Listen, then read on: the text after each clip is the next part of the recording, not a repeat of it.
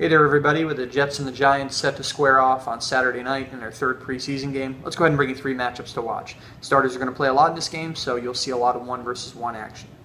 Brandon Marshall, the Jets wide receiver, against Jenkins, the Giants' new cornerback. That'll be a pretty interesting matchup. We'll see how much Jenkins matches up against Marshall as compared to Dominique Rodgers-Cromartie, the Jets' other cornerback. Or maybe you'll see Eli Apple in there a little bit, but it'll be interesting to see how Marshall, who's coming off a fantastic 2015 season, sort of springboards into this year as he tries to replicate that production from last year in the final dress rehearsal on Saturday night, because the starters obviously are not going to play in the final preseason game.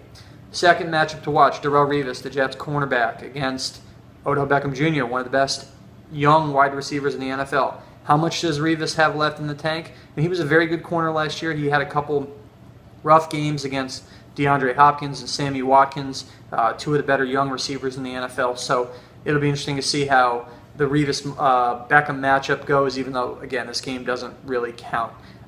And finally, Muhammad Wilkerson.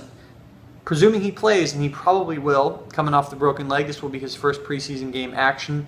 How about him against Marshall, Newhouse, and Ereck Flowers, the Giants' two offensive tackles who have had their struggles at times, and Wilkerson, coming off that big contract that he got in the offseason, remains one of the more intriguing and prodigious defensive ends in the NFL. So we'll see what Wilkerson can do. Don't expect him to play a ton, but I would expect he would get out there a little bit.